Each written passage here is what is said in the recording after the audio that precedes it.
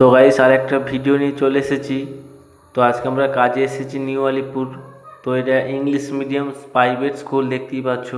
তো এর ভেতরেই আমাদের কাজ হবে।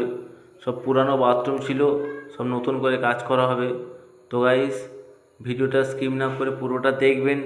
আর ভিডিওটা কেমন হলো কমেন্ট করে অবশ্যই জানাবেন। আর গাইস আমাদের চ্যানেলটাকে অবশ্যই সাবস্ক্রাইব করে পাশে থাকবেন।